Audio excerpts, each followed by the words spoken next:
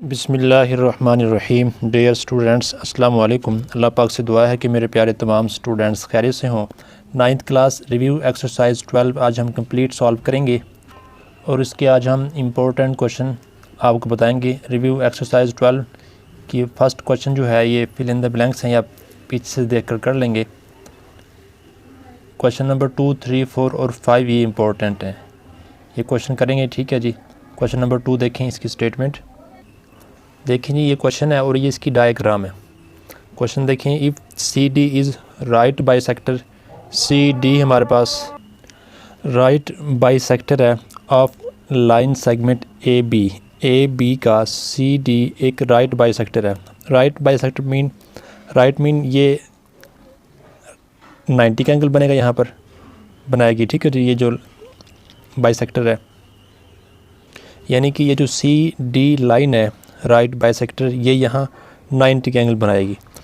इसका मतलब है राइट, और बाइसेक्टर का मतलब है कि ये लाइन यानी कि लाइन सेगमेंट ए बी को 2 इक्वल पार्ट्स में डिवाइड करेगी। देखिए ये हमारे पास है ओ पॉइंट, यानी कि ओ ए बराबर होगा ओ बी के, ये दोनों साइड्स जो हैं इक्वल होंगी। अब इसमें देखें जी, जो हमने थ्योरम्स में रिज़ल्ट पढ़े हैं, थ्योरम्स किए हैं, उनको सामने रखते हुए हम ये 2 पार्ट सॉल्व करेंगे। अब सबसे पहले देखें जी मेजरमेंट ओ ए। अब मेजरमेंट ओ ए जो है ये किसके इक्वल होगा? अभी हमने रीड किया कि जो ये लाइन है सी डी, ये राइट बाइसेक्टर है, यानी कि इसने ए बी को 2 इक्वल पार्ट्स में डिवाइड किया, यानी कि ओ ए बराबर होगा ओ बी के। तो ये हम यहाँ पर राइट करेंगे कि मेजरमेंट ओ ए बराबर है मेजरमेंट ओ बी के। ठीक है जी। सेकंड देखें मेजरमेंट ए क्यू, ये ए है और ये पॉइंट क्यू है।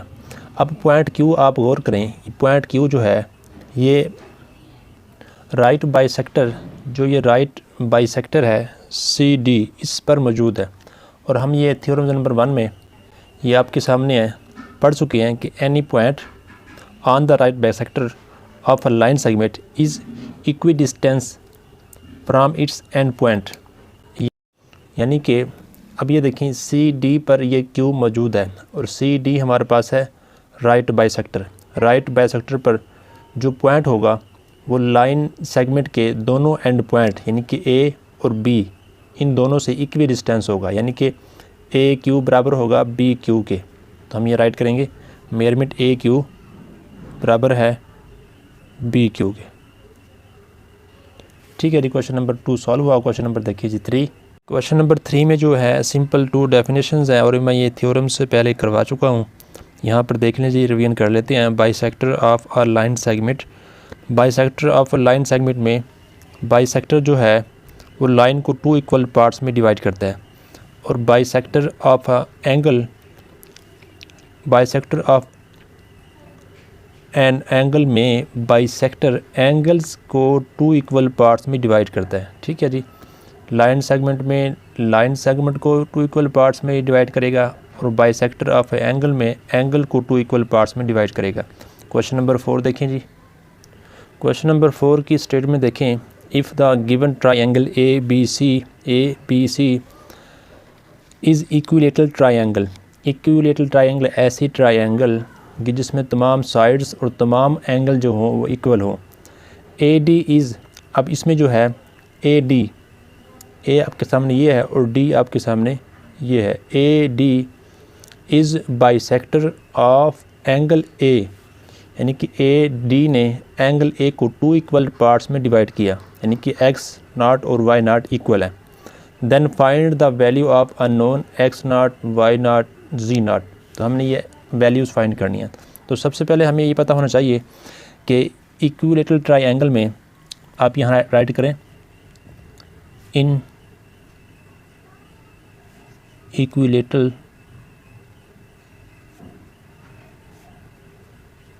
Triangle all sides and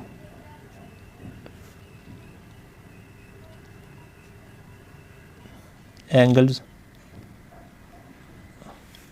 are equal।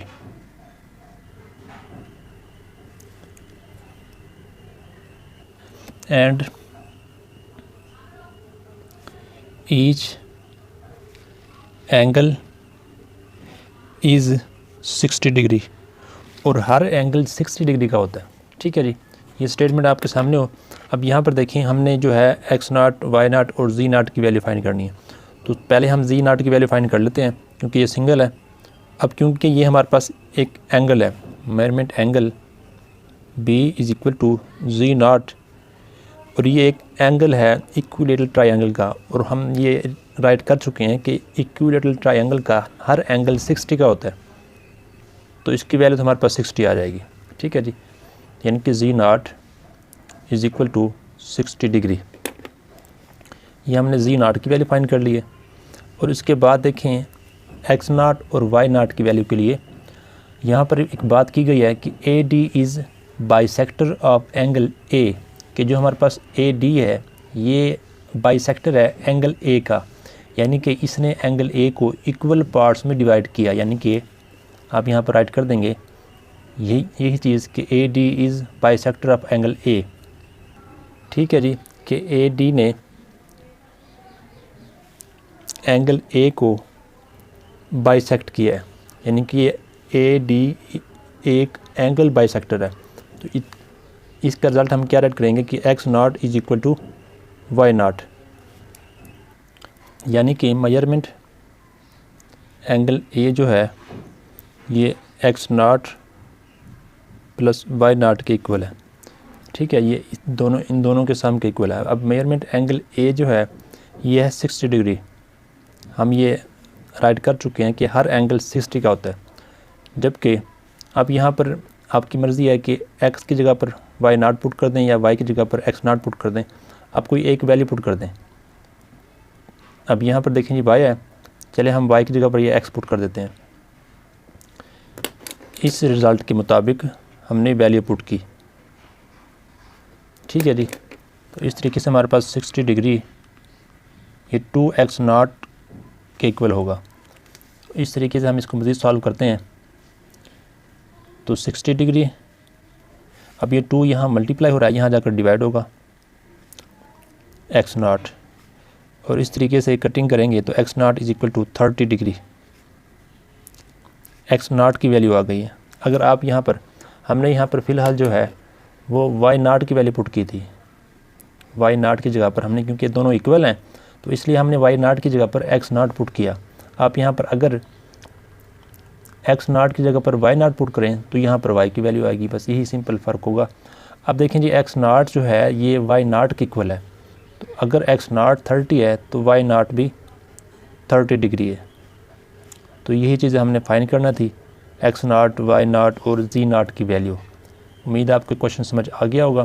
Question number देखें जी 5। क्वेश्चन नंबर 5 की स्टेटमेंट देखें, in the given congruent triangles LMO and LNO find the unknowns x और m।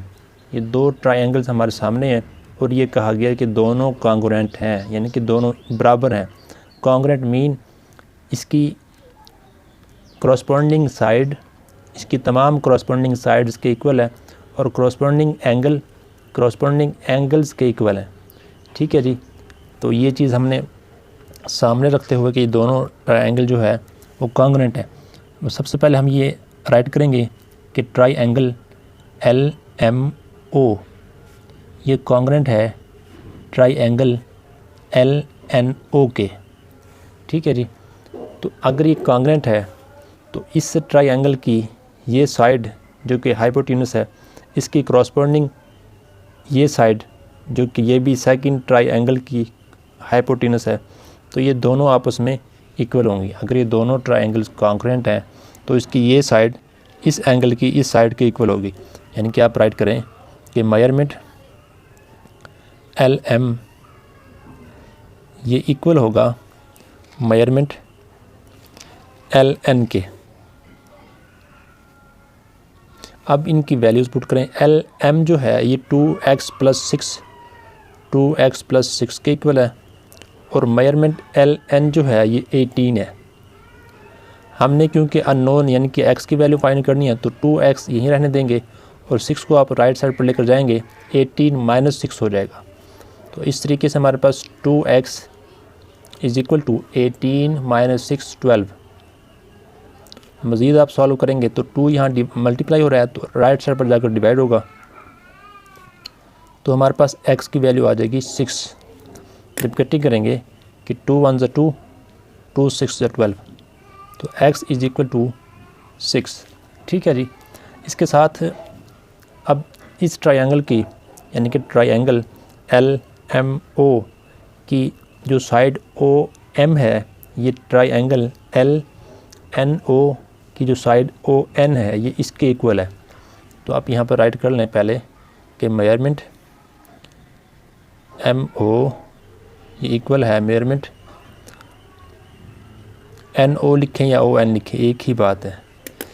अब ये दोनों क्योंकि लाइन सेगमेंट हैं तो सिंपल यूज़ करेंगे। मेजरमेंट MO जो है इसकी वैल्यू है M, स्मॉल m, और मेजरमेंट ON या NO जो है उसकी वैल्यू हमारे पास 12 है।